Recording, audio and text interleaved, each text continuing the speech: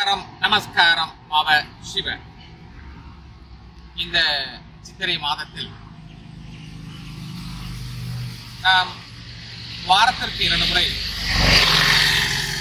இந்த வேப்பம் பூவை பொரியல் செய்து நாம் சாப்பிடும்போது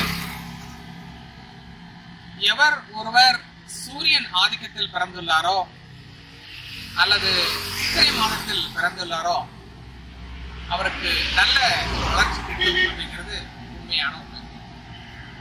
அது மட்டும் இல்லாமல் இந்த சித்திரை மாதத்தில் வரக்கூடிய தொற்று நோய்கள், இந்த அம்மை சம்பந்தமான தொற்று நோய்கள் வராது அப்படிங்கிறது ஒரு கருத்து இருக்கின்றது. குறிப்பாக இந்த வேப்ப இலை சட்னியும் நாம் சற்று சேர்க்கப்பட்டு வந்தால், இந்த சித்திரை மாதம் முழுவதும் சேர்க்கப்பட்டு வந்தால் மருத்துவமனைக்கு செல்ல வேண்டிய சூழ்நிலை ஏற்படாது. ஒரு பெரிய தொந்தரவாக இருந்தால் செல்ல வேண்டிய சூழ்நிலை இருக்கலாம். ஆனால் சின்ன சின்ன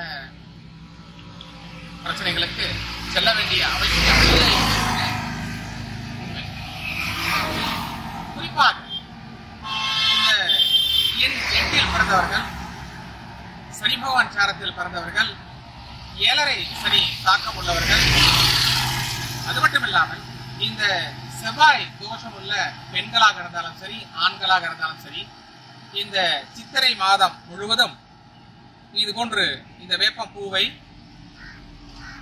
வைத்து ஒரு இஷ்ட தேவதையை நினைத்து வணங்கிவிட்டு இந்த பூக்களை நாம் பொரியல் செய்து லைட்டா ஒரு ஃப்ரை பண்ணிட்டு அதை நம்ம ரசத்துக்கோ இல்லை எதுக்கோ நம்ம பயன்படுத்தும் பொழுது அந்த தோஷ நிவர்த்தி ஏற்படும் அப்படிங்கிறது உண்மையான உண்மை.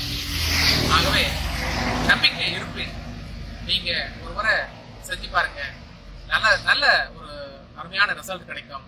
அன்புடன் டாக்டர் ஏஎஸ் மகாராஜன் மாவ சிவன்.